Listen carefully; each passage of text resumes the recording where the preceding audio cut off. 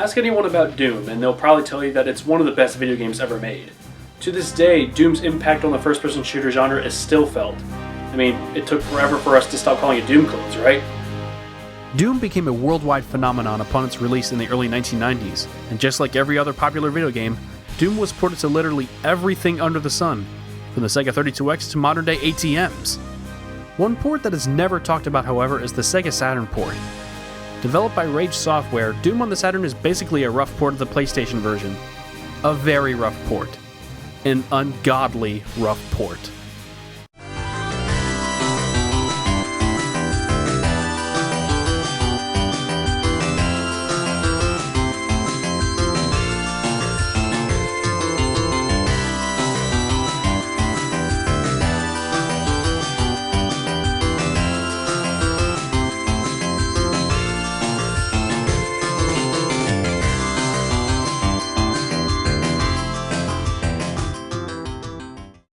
Doom on the Saturn is widely regarded as one of the messier ports of the PC Classic, though not as bad as the 3DO version. It suffers from many problems and inconsistencies that really hurt the overall Doom experience. First off, the most detestable thing about this port, the frame rate is unbelievably, horrifyingly god-awful. The game is so slow and hitchy that it's almost like watching a slideshow at some points. Areas with too much geometry and enemies slow the game to a crawl. Even the doors literally open at what seems like 2 frames a second. For any sane person, the frame rate is an immediate game ruiner. No one in their right mind would ever want to put up with it, especially when most of the other ports offered at the same time are so much better. For instance, here's the PlayStation version.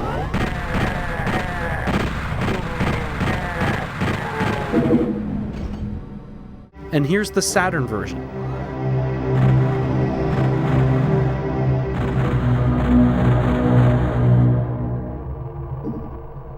And just for comparison, here's the Sega 32X version.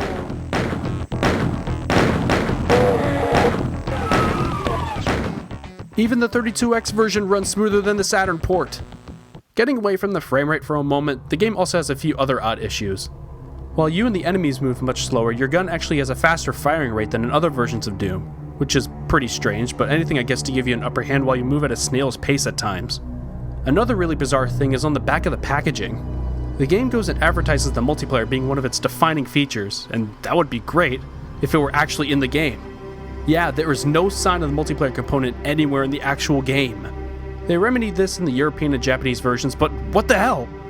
How ill-informed was everyone involved with this port that a defining feature on the back of the box is completely absent from the game? I don't know, I don't know. Okay, I guess we'll talk about some positives. You're certainly going to get quite a bit of game here. It includes all of Ultimate Doom and Doom 2 on one disc, with the changes included in the PlayStation version. That means new levels, and more importantly, a new soundtrack. The soundtrack from this version has been talked about extensively in the past by other people, so I'll spare you the details. Just note it exchanges the MIDI rock music in favor for more ambient horror music. In the Saturn version, however, it works incredibly well in its favor.